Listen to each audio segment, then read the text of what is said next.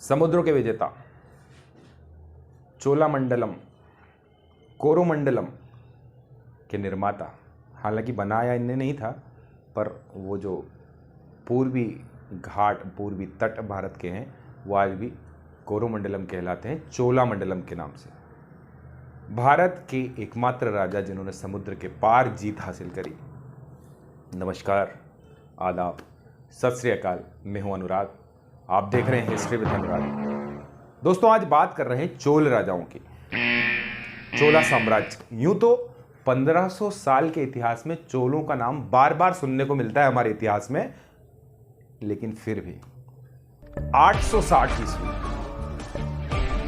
विजयराज चोला, उन्होंने चोल एम्पायर की शुरुआत करी।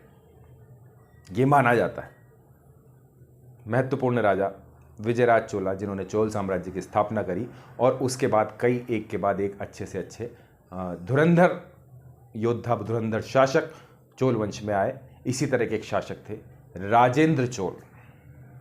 दोस्तों, राजेंद्र चोल के समय उड़ीसा तक, कर्नाटक तक, तमिलनाडु, केरला, सारा एरिया चोलों के अंडर में आता था। बे ऑफ बंगाल पे उनका सीधा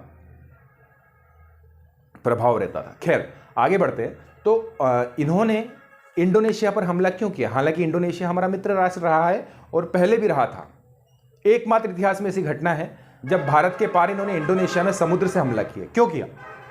इतिहासकार अलग अलग बात मानते हैं, अलग अलग तथ्य इसके देते हैं कि चोलों ने क्यों यह हमला किया होगा, क्योंकि कोई प्रमाण नहीं है इस बात के कि हमला क्यों किया। तो यह माना जाता है कि शायद जो श्री विजयन एम्पायर था इंडोनेशिया का, वो महायान बौद्ध था।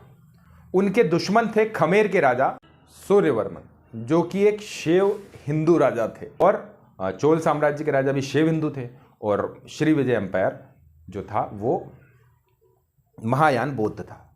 तो ये धर्मों की लड़ाई भी हो सकती है। दूसरा जो महत्वपूर्ण कारण और जो ज़्यादा सटीक जान पड़ता है कि समुद्र के रास्ते से जो व्यापार होता था, उस व्यापार पर कंट्रोल करने के लिए चोल राजाओं ने यह हमला प्लान किया था। समुद्र में देखें हम, चीन से जो वेसल्स आते थे, चीन से जो जहाज आते थे, वो श्री विजय एम्पायर से होते हुए आते थे। दो रास्ते थे, एक केदाह था और एक नीचे सुमात्रा का था। उन्होंने जहाज निकलने वाले थे, उनको मजबूरन केदाह से निकलने को मजबूर कर रहे थे। केदाह से निकलिए, इधर से निकलेंगे, हम हमला करेंगे, मारेंगे, क्योंकि वहाँ से फिर चोलों के कंट्रोल में कहीं ना कहीं जाना पड़ता और इनको कम कर मिलता था। इस तरह की कोई सिचुएशन बनी, तो इससे चोलों का व्यापार प्रभावित हुआ। राजेंद्र चोल, जो अपनी सीमाओं का विस्तार करने के लिए भी जाने जाते थे, इच्छुक रहते थे हमेशा कि सीमाओं का विस्तार किया जाए, खजाने को भरा रखा जाए, तो किसी भी कारण से, जो भी कारण रहा हो, लड़ाई तो हुई। राजेंद्र चोल हमला प्लान करते हैं। इतनी सटीक प्लानिंग होती है कि समुद्र के रास्ते जहाज सीधे सुमात्रा पहुंच जाते हैं और श्री विजय एम्पायर को पता भी नहीं चलता, श्री विजय साम्राज्य के राजा विजय तुंग वर्मन को पता भी नहीं चलता कि सेना आ पहुंची है। उनकी बहुत सारी सेना मलय में थी, बहुत सारी सेना उनकी केदाह में थी, वहाँ सिचुएटेड थी, क्योंकि वहाँ के बंदरगाहों को कंट्रोल कर रहे थे। वहाँ से निकलने वाले जो जहाज थे उनको सुरक्षा प्रदान कर रहे थे, और यहीं उनकी राजधानी जो थी वो सुमात्रा के पास पोलमबेंग थी।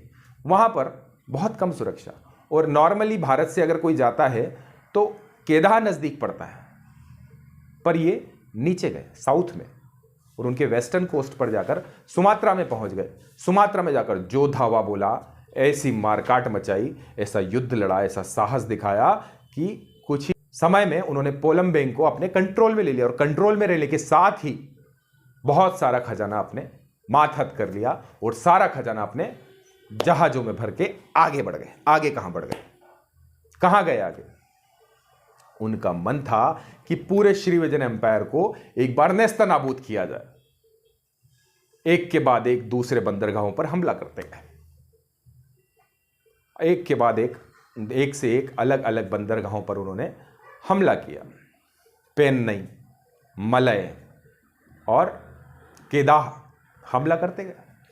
पेन नहीं पर किया, ठीक है। उसके बाद फिर सेना उनकी भी बढ़ती गई, क्योंकि उनकी सेना बंदरगाहों पर ज़्यादा थी और ऊपर के नॉर्थन बंदरगाहों पर और ज़्यादा थी, तो वहाँ लड़ाई और गहरी होती गई, प्रतिरोध बढ़ता गया और केदाह तक पहुँचते पहुँचते इतना प्रतिरोध श्री विजय एम्पायर के सैनिक दिखाते हैं कि वहाँ चोलों को लगने लगता है कि हम लड़ाई हार जाएंगे, तो हमें ये लड़ाई छोड़कर निकल जाना चाहिए। खैर, बहुत भयंकर लड़ाई केदाह में होती है और केदाह में लड़ाई आखिरकार चोल जीतते हैं।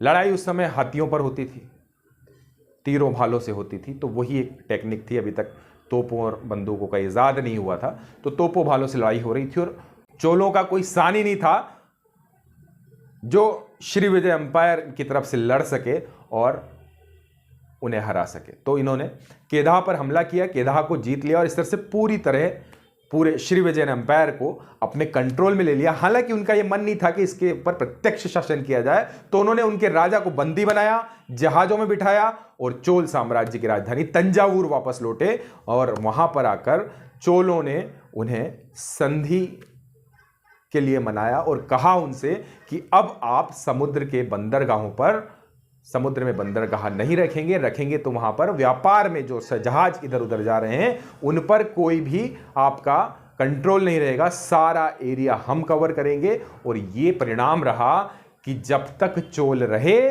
चोला एम्पायर रहा, चोल साम्राज्य रहा बे ऑफ बंगाल के आसपास, तो वो जो बे ऑफ बंगाल थी, बंगाल की खाड़ी थी, वो चोला लेक के नाम से जाने लगी, चोलों की झील के नाम से जाने लगी।